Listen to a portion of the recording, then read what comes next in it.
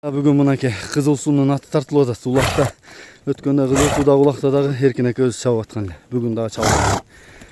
Жеңил баадагы ат издегендер байланышсаңыздар болот. Ат қызыл суда кызмат кылып атат экен, аябагандай арык.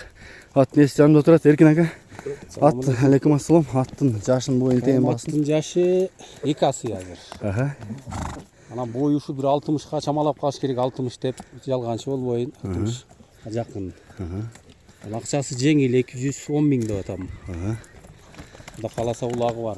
Бүгүн илешип калса улагын кошуп чыгарып кое бересиң. Өткөндө да кызыл суда чабып аттыңыз, а? Өткөндө кызыл суда ham чабып аттым.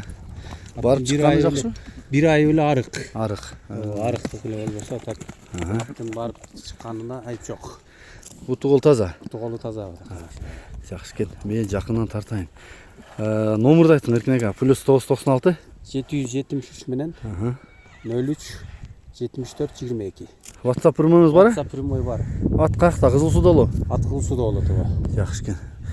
Жакыныраак алып барып койсоңуз да жакшы болот экен бирок Тайгарага. Көргөнү, Көргөнү неме кылган болсо Тайгарага апарып. Тайгарага алып барып көрөм атты дейт кызыл судан. Туяктары, арт жактары. Бирок чоң ат экен. Боючу, узундугу, азуну карачы. Жагы, көздү кара, тыйыңбы кичинекей. Азыр жон экен азы ба? Болгону чында арык экен да байкуш. Бою да бойлуу экен.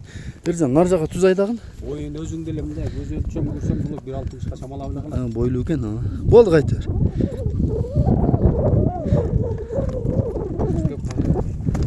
Болду жарайт Эржан.